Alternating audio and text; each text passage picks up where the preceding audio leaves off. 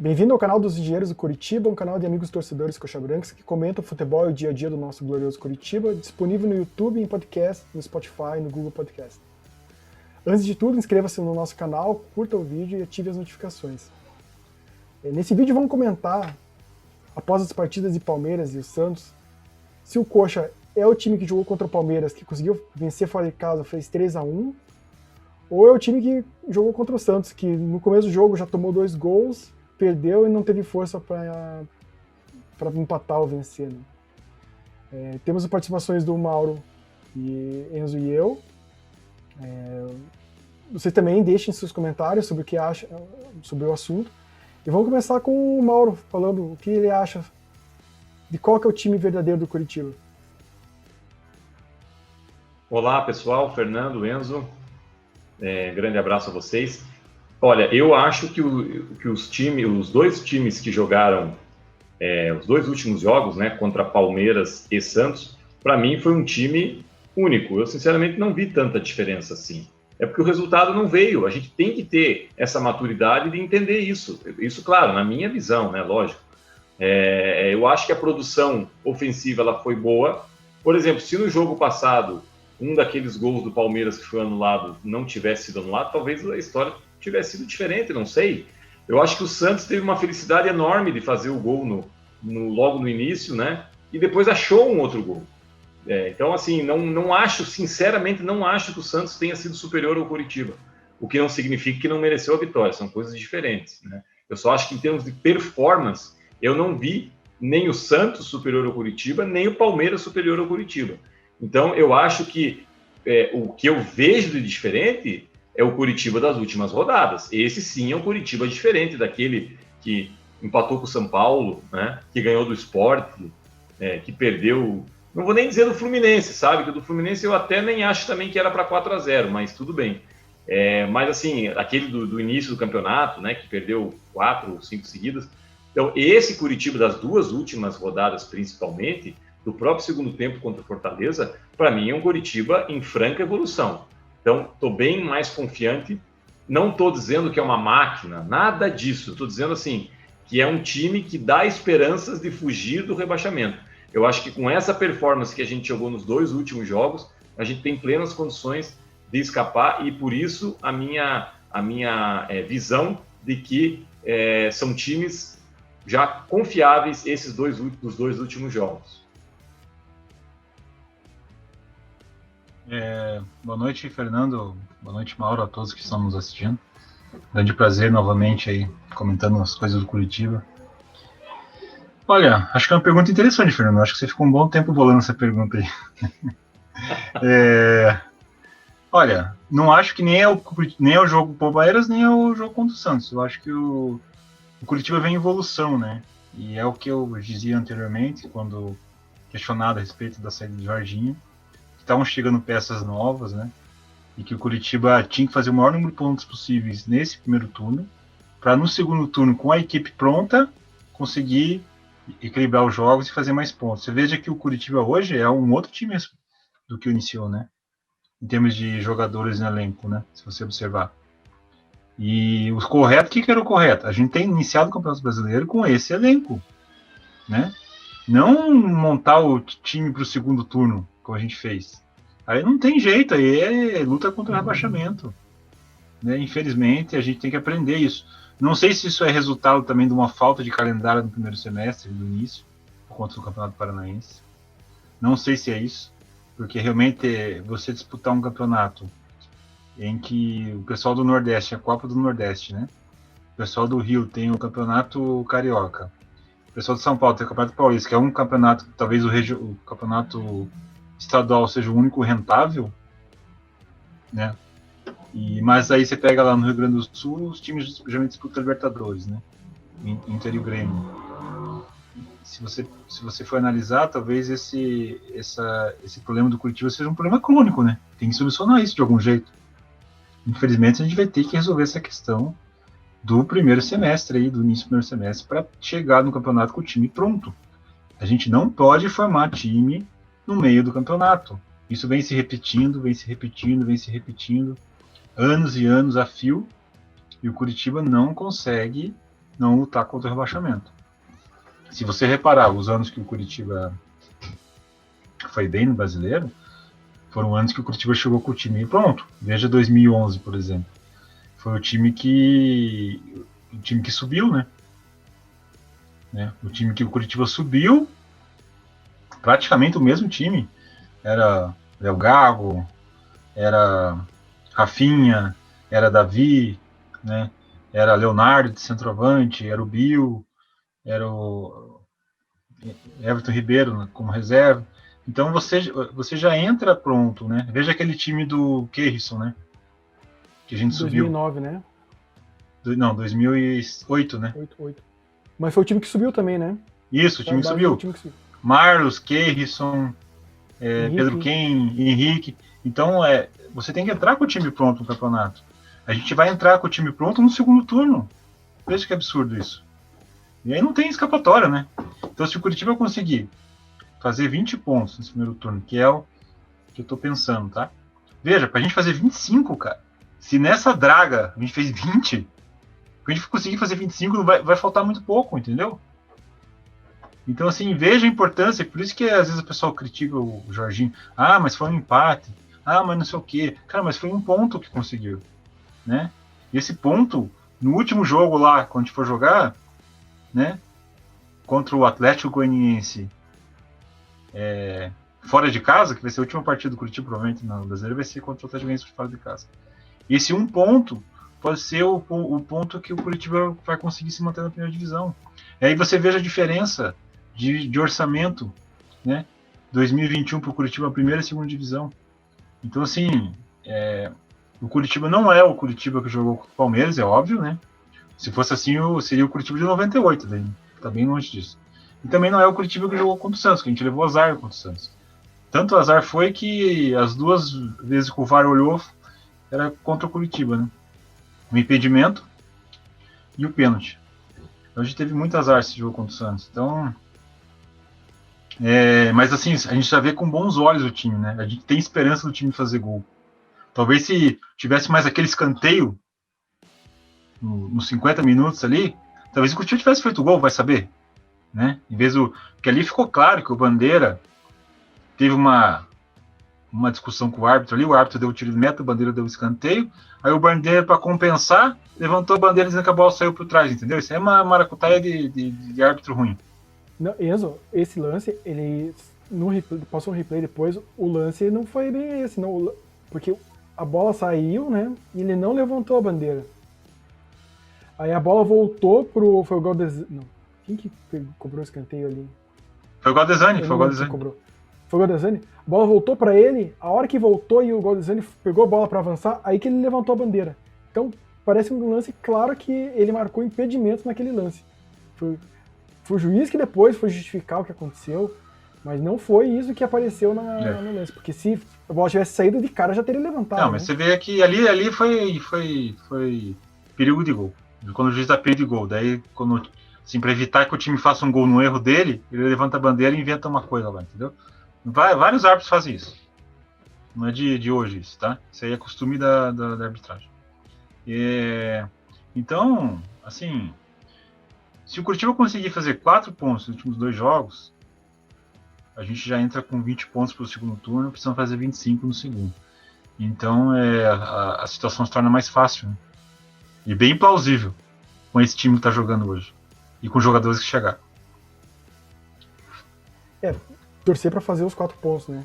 Dessa vez eu acho que é possível, né? Mas tem que concretizar. Da pergunta, eu concordo com o Mauro. Eu acho que o time é o mesmo.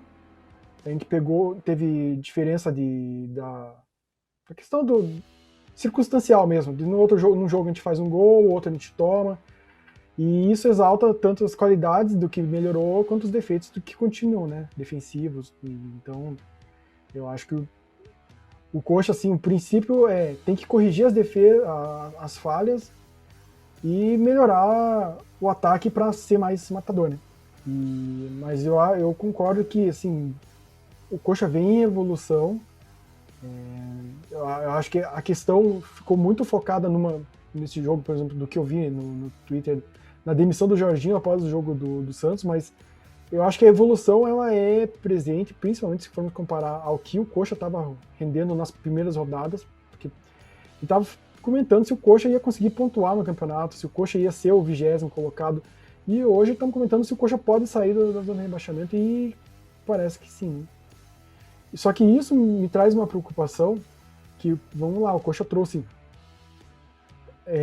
Martinez, trouxe Sarrafiore, trouxe Neilton, isso da janela para cá, né? Sem contar desde o começo do campeonato.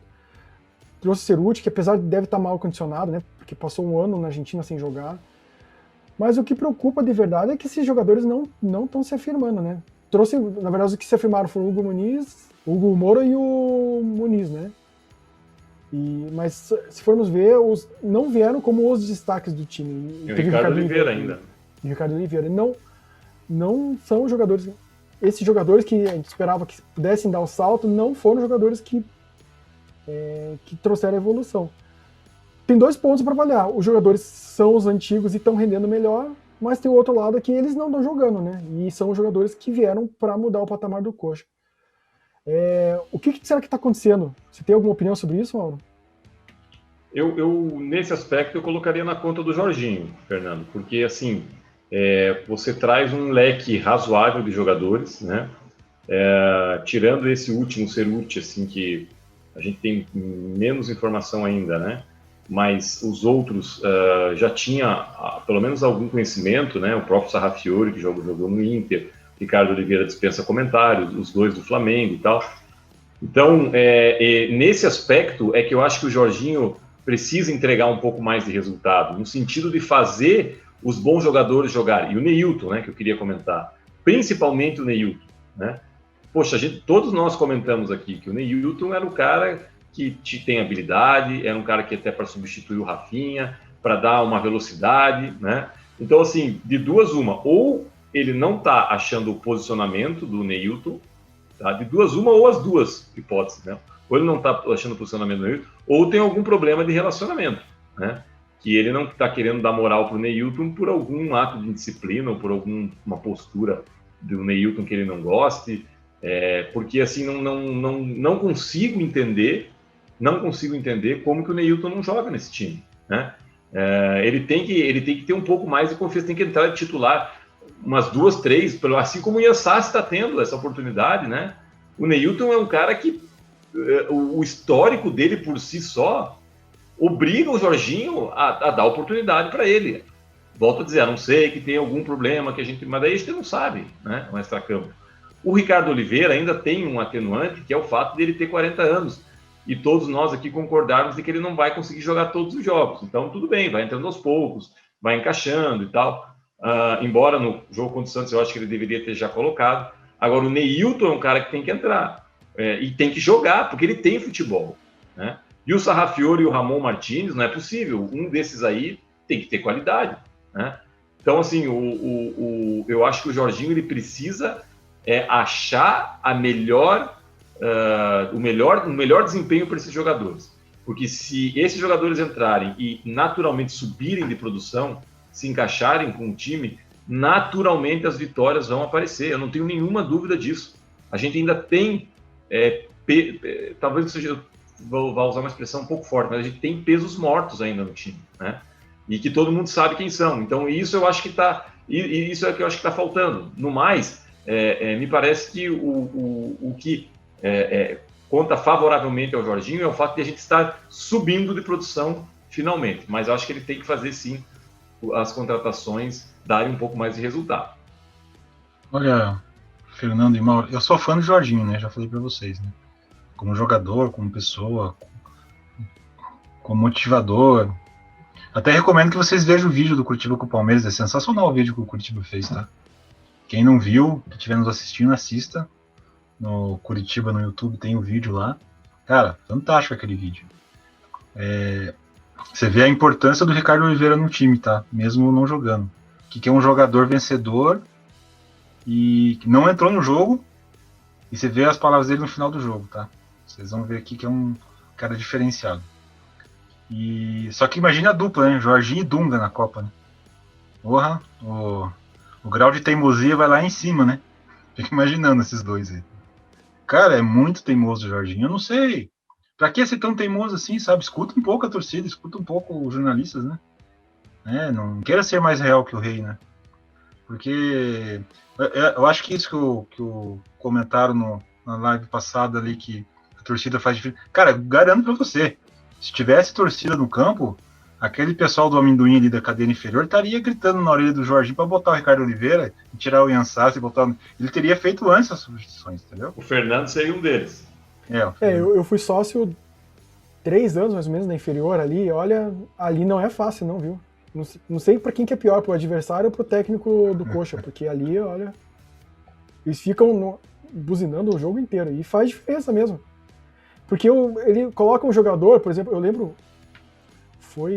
eu tava já na superior, mas assistindo na inferior, eu não lembro o nome do meia que jogou 2018, vocês lembram o meia de 2018? 2018? Que tá o Canhoto? Tá no Náutico agora? João Paulo, do Atlético? Não é João Paulo. Esqueci o nome. Bom, eu lembro que ficaram assim, coloca não sei quem, coloca. Aí foi lá, o técnico colocou. Aí eles ficaram buzinando o tempo todo. Tira logo essa coisa. Aí ficou o tempo todo. Errou, tira. E assim, o técnico chegou uma hora que ele olha pra trás e fica assim, tipo, o que vocês querem, né? E faz diferença mesmo ali. Então... Alisson Farias? Não é o Alisson, eu já lembro. É aquele canhoto que tá no Náutico, não é agora? É um canhotinho, né? Esqueci o nome. Não. Tem um canhoto que tá no Náutico ali, joga bem. No Náutico tá jogando bem, no Curitiba não jogou nada. Então, assim, é difícil, né? Você parar pra pensar assim, por que tanta teimosia, né? Talvez, se você acompanhasse o treino, saberia, né? A gente não acompanha o treino, a gente não sabe, né, o que tá acontecendo, né? Mas, assim, o que eu admiro é você preterir a qualidade técnica, sabe? É isso que eu admiro no Jorginho, assim, porque... Cara, como é que pode o Neilton não ser titular do Curitiba? Não é possível, cara. O Mauro já comentou outra vez, não é possível que o Neilton tem alguma coisa que tá acontecendo de grave ali pra ele não estar jogando, entendeu? Não é possível ele não jogar. E toda vez que ele entra pelo meio, né? Por que não entra pelo lado, né? Aproveita o drible dele, a velocidade dele pelo lado. Então, assim, eu não sei, talvez o Mauro, o Jorginho não coloca o Neilton, porque talvez o Neilton não acompanhe o lateral, né? Que geralmente o jogador que joga pelo lado, ele acompanha o lateral adversário, né? É o caso do Rafinha, mesmo com 37 anos ele acompanhava. Então talvez ele não coloque o Neilton pelo lado, talvez o Neilton tenha preguiça de retornar e marcar o lateral, talvez seja isso. Mas quando você está precisando, que nem contra o Santos, precisando empatar, virar, você não pode pôr o Natan, né? Mas, o Enzo, me diz uma coisa, você acha que o Neilton jogaria aberto pela direita ou pela esquerda? Ou qualquer uma das duas? Não, eu deixaria o Robson pela esquerda. Ou centralizado, né? Como ele tá jogando. Não, eu deixaria o Robson. Acho que não. Eu deixaria o Robson pela esquerda e o Neilton pela direita, eu faria isso. Então, se o Neilton tá pela direita, mais um motivo para colocar o Matheus Salles como o lateral direito, e aí deixa ele mais fixo, e aí tudo bem, alguém vai ter que se sacrificar ali. Esse tipo de solução que o Jorginho tem que... Tudo bem, ele já foi um passo importante o que ele fez no jogo contra o Santos. Agora tentar treinar esse sistema aí e desistir do Iassassi, não é desistir do Iassassi, mas agora dá a vez para o Neilton, já deixa ele umas 2, 3 partidas aí como titular, pode ser que seja um ponto diferencial para os resultados começarem a aparecer com mais constância. Eu não gosto muito de jogador improvisado, sabe? Assim, eu fico um pouco pé atrás porque você acaba prejudicando o jogador, sabe? Mas ele já jogou de lateral direito, o Matheus Salles, no Palmeiras. Mas improvisado, né? Você acaba prejudicando a carreira do jogador até, sabe? Muitas vezes. O jogador, às vezes, acaba fazendo partidas ruins e... Sendo que ele rende bem de primeiro volante ali, por exemplo, né? Eu acho que tem que jogar no lateral direito, sabe?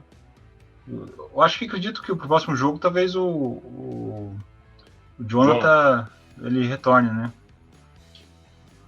Enzo, eu acho que assim, é discutível isso, né? Porque se a equipe está precisando, eu acho que é mais importante do que a carreira do jogador, né? E até porque se o time começar a render mais e o clube não cair para a segunda divisão, a carreira dele está muito mais preservada, né? E até pode ser um diferencial dele um jogador que joga em 2 posições. Eu não vejo como tanta diferença assim, né? Não é que eu não vejo como tanta diferença. Claro que é diferente você ser volante e você ser lateral direito, mas eu acho que é muito comum. Não é raro no futebol a gente ver jogadores de meio que passam aquele mais habilidoso, geralmente para a esquerda, e o volante geralmente para a direita, né? E vice-versa, ou que era lateral passa para o meio.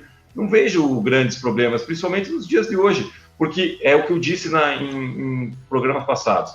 Eu hoje, mais do que nunca, me convenço que tem que jogar os melhores jogadores em detrimento de esquema tático. É claro, você não vai colocar um zagueiro bom como atacante. Estou dizendo assim, dentro de um bom senso, né? Dentro de uma certa lógica, eu acho que se você tiver os melhores jogadores, naturalmente você vai ter uma equipe de melhor rendimento. Essa é a minha visão, por isso que até que a gente tenha até que volte o Patrick Vieira e volte em boas condições, por exemplo, eu manteria tranquilamente o Matheus Salles na direita. Eu acho que o Matheus Salles na direita tem uma vantagem, que ele tem velocidade para jogar ali tanto defensivo até como uma parte ofensiva, né? Eu acho que ele... Galdesani, né, de lateral direito, acho que seria muito mais sacrificado, só ficaria muito mais um marcador do que o Matheus Salles, que tem velocidade, tem acho que mais noção de corrida, que daria... Acho que daria certo ali. Eu acho que a tentativa que o Jorginho fez, meio que no desespero para corrigir a marcação contra o Santos, seria uma tentativa, para mim, válida. E eu acho que desses jogadores que vieram, eu acho que assim, se o Jorginho está convencido que esses jogadores não têm qualidade e tal, ou o time está melhor desse jeito, no mínimo, nas substituições, eles têm que entrar. Porque, por exemplo, ele deu chance para o Natan, que é um jogador da base que não demonstrou em nenhum momento. Natanael. Não, o Natan é o atacante. Ah, o atacante. Falando assim, em nenhum momento a gente falou assim, esse jogador é um promissor porque ele vai estar lá, mas ele deu a chance. Então, por que não pode dar chance pro Sarrafiori? Por que o Martinez não pode tentar mais vezes, né? Eu acho que a tentativa é o que vai fazer o Coxa melhorar. É como eu já disse, o Giovanni Augusto entrou, se firmou no time numa tentativa meio desesperada dele de arrumar um time, e deu certo. Por que o Sarrafiori não pode entrar e dar certo? O Neilton não tem mais sequência, porque é diferente jogar meio tempo e jogar um jogo inteiro, né? Então dá a chance.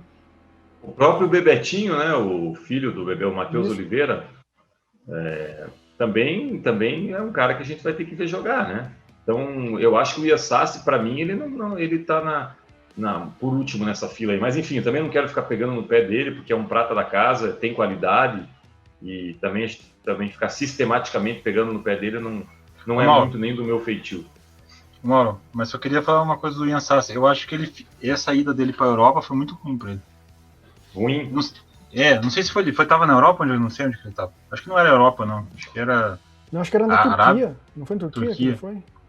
Ele voltou muito fora de forma, sem ritmo, porque ele voltou pior do que quando ele saiu. Não sei se vocês notaram isso. Ele ele voltou sem explosão, sabe, sem arrancada. Então, eu acho que a saída dele pro exterior, eu sei que ocorre em alguns países que o pessoal treina menos, né, fisicamente. Era na Turquia, Enzo. Turquia? A Turquia não é assim, então, não é igual a Arábia, a China, essas coisas, né? Mas, Turquia, geralmente o campeonato é corrido lá também, né?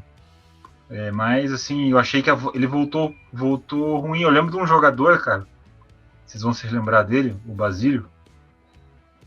Ele passava da bola. Eu lembro que o Rubens Minelli falava que o Basílio tem que aprender a não passar da bola, sabe? Corria tanto que ele passava da bola. E ele foi pro Japão e voltou do Japão jogando muito melhor do que quando ele saiu. Não sei se você recorda disso. Ele tava tocando mais a bola, ele tava mais habilidoso, ele não tava correndo tanto, né? Fez bem para ele ter ido pro Japão. No caso do Ian Sassi, fez mal ele ter ido pro exterior. Ele voltou. Eu não sei se ele não jogou. Ele não sei se ele não jogou. Não sei se ele não jogou lá, não sei o que houve, né? Mas ele voltou muito mal fisicamente, sem ritmo de jogo. Assim, vi que ele melhorou bastante, tá? Desde o começo do campeonato. Achei que ele fez uma boa partida, repito, contra o Palmeiras. Achei que ele ficou devendo contra o Santos. Assim, mas eu queria ver os outros jogadores, né? Concordo com o Mauro, com o Fernando. Eu quero ver os outros, né? Por que não os outros? Por que não o Neilton? Pô, o Neilton é um jogador que, por onde passou, fez sucesso, né? pelo Botafogo, pelo Vitória, pelo Internacional jogou bem. E faz parte da nossa dos jogadores mais caros do elenco, né? E isso também pesa, né? Tipo, o Coxa, se resolveu gastar num jogador igual o Neilton, ele tem que jogar também, né? Não faz sentido deixaria como segunda, terceira opção um jogador que veio para ser titular, né? E pelo menos dá chance, né? Porque é diferente do jogador que jogou e não funcionou. O Neilton não teve essa oportunidade. Só para lembrar, o jogador que eu estava comentando é o Giancarlo. Ah, sim. Que veio do Guarani. Não, é esse mesmo. Esse mesmo, o canhoto que tá no Náutico. E no Náutico jogando bem. Tem qualidade.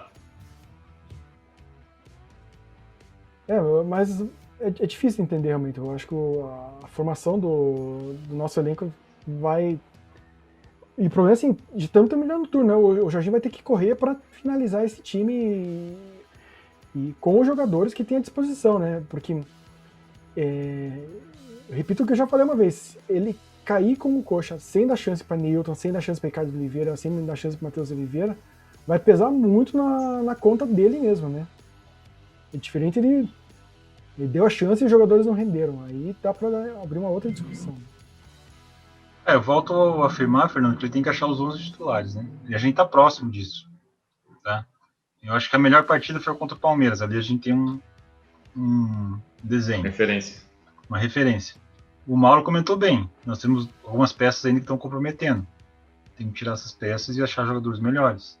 Eu acho que, de repente, esse Ceruti aí me parece ser um jogador de velocidade pelo lado, né? Que vem do São Lourenço, é isso? Isso, vem do São Lourenço. Eu tenho até um amigo que torce pro São Lourenço, argentino, torce pro São Lourenço e falou que lá ele não foi bem, mas é um jogador que veio como destaque, assim, um jogador a princípio. Eles pagaram caro, né? Eles pagaram caro no jogador. Eles pagaram milhões de dólares, 4 milhões de dólares, uma coisa assim, eles compraram do outro time argentino.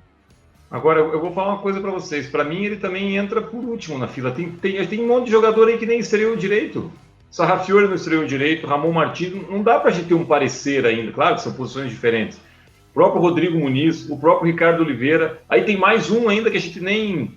Né? Então, assim, por isso que eu digo, eu acho que agora também chega de contratar, sabe? Agora vamos com esses caras aí, a não ser que seja para contratar alguma peça, assim, um zagueiro. Agora, do meio para frente, deu já, não tem mais milagre. A gente vai ter que jogar, tem que fazer esses caras jogarem. Né? Tem Neilton, né? Tem Ricardo Oliveira, tem os dois gringos, alguém vai ter que jogar aí, não é possível. Por isso que eu concordo, eu acho que não estou desmerecendo o trabalho do Jorginho, não, só estamos fazendo críticas que a gente acha que podem, talvez, ser o salto de qualidade que precisa para sair dessa zona de rebaixamento. Aí o Vermute jogou bem, né, cara? Bem lembrado, não falamos dele, né? Jogou bem, né, no jogo contra o Santos e contra o Palmeiras, né? Tem um bom passe, hein? Tem um bom passe o Henrique Vermute. Personalidade, gostei. Personalidade. O que você achou, Fernando, do Vermute? Não, eu acho que o Vermute até questionava se na volta do Sabino, se não é ele que fica no lugar, na dupla de zaga ali. Com o Sabino, né? Com o Sabino. Não, agora que o Sabino pode voltar, né? É até questionável se o Natan continua. É possível que o Vermute fique. O que eu queria... Só um detalhezinho, ele jogou pela esquerda nesse jogo, né? Qual que é? Ele é zagueiro canhoto, Enzo? Não, ele é destro. É que como o Sabino não jogou, ele cobriu o lado do Sabino. Mas foi bem também, né? Foi bem. Eu queria destacar, assim, se formos olhar o elenco que temos em 2020, o Coxa já escapou em anos mais difíceis com elencos piores, né? Também já caiu com elencos semelhantes, mas... Então, o Jorginho vai ter que jogar porque, por exemplo, o Coxa 2016, eu acho, né, que tinha lá o Rafael Lucas, no ataque, era um time muito pior do que esse. E então 2016 era o Carpegiani, né? Talvez, não lembro. Mas o time era... O Coxa escapou vários anos com times bastante... Assim, cada ano tava pior, né? Inclusive caiu em 2017 com um time que não era tão ruim. Mas caiu, né? Eu acho que o Jorginho tem que demonstrar um pouco de resultado com esse elenco que tá aí, né? Pra mim, dos treinadores que eu vi treinar o Curitiba, o Carpegiani é o melhor técnico que eu vi, sabe? Eu sou um fã, assim, incondicional. Você sabe disso, do Carpegiani. Só que ele tem um problema que os jogadores não gostam dele, né? Ele pega no pé do jogador, né? Não deixa o jogador fazer festa. Ele pega mesmo. Mas tem esse problema. Mas, pra mim, assim, ele tira leite de pedra, né? Ele tira leite de pedra, o Carpegiani. E com certeza, com esse elenco que a gente tem ali, a gente não cairia com o Carpegiani, tá? E ele jamais escalaria o Nathanael de lateral direito, tá? Posso afirmar isso aí com certeza. Bom, é isso. Mais algum comentário? Não, eu acho que é isso aí. Eu, com relação ao técnico, eu sinceramente não acho que seja o caso de trocar, tá? Volto a dizer, acho que a gente está num bom caminho. Acredito sinceramente que o acerto de uma ou duas peças vai dar um salto de qualidade e esperamos que faça uma partida bem consciente, entre 100% ligado, né, para não tomar gol no início, para controlar bem o jogo. Acho que a gente tem jogadores capazes de fazer isso e vamos torcer para que seja uma semana boa de treinamentos, né, e que no final de semana a gente traga os 3 pontos. A gente conseguiu uma intensidade pelo lado esquerdo com o William Matheus nesse último jogo ali, em cima do Santos. Se a gente conseguir fazer o mesmo lado direito, cara, sabe? Eu acho que o Curitiba fica um time bem forte aí para conquistar vitórias. Então tá ótimo. Bom, vamos lá, nos vemos então depois do jogo contra o Ceará, né? Espero que com uma vitória, né? É fora de casa, mas quem sabe. Então tá. Não, tem que ganhar. Tem que ganhar. Vamos lá. Valeu. Um abraço. Um abraço. Tchau, tchau. Valeu, pessoal. Até.